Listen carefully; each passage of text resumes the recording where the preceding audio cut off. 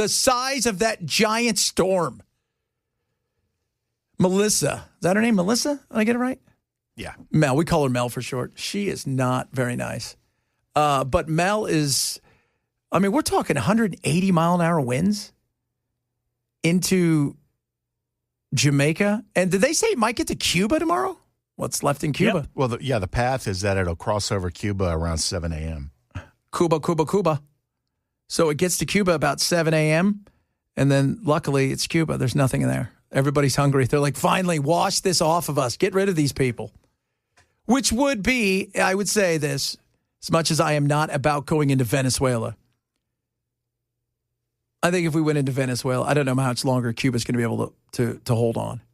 Highest recorded wind speeds in Katrina were 175. So these are faster. Yeah. Yeah. And that's Katrina. And as our good friend Ken brought up earlier, the Weather Wizard, the surge is the thing that's going to get you. And that's 10 to 14, 15 feet in some areas.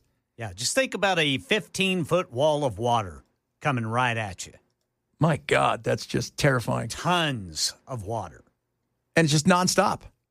It just is. It's going to be, and they have nowhere, there's not a lot of places they're going to go in Jamaica. The one thing that is, and we were talking about it earlier, the one thing that is kind of a bizarre blessing in this situation in disguise is before we go into Venezuela, maybe, we have a lot of warships there.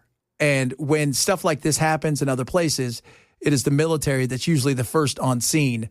So that is kind of this interesting thing, although we just docked one of our warships right there in Trinidad.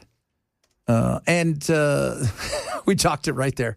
Hello. Because Trinidad, the bottom of Trinidad is within 5 kilometers or so. It's 6 kilometers of Venezuela. So the party may get started, not fast, though, because we may have to turn around and go help what's going on in Jamaica, because it is going to be ugly.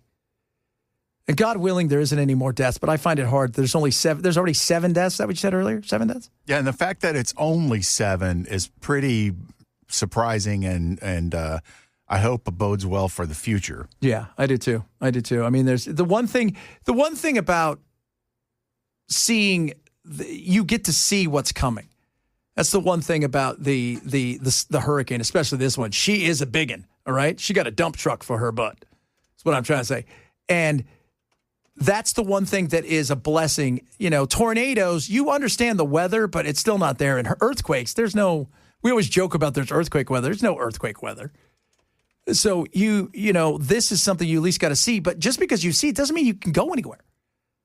So many of these places, they're economically depressed. It's not like the infrastructure is amazing. And then when the rain comes, that's also the other stuff that happens. You start to see issues when that, as Ken was talking about, that giant wave of water that comes in, then it gets into the sewer. Then the nightmare becomes when you get all of the diseases and whatnot. So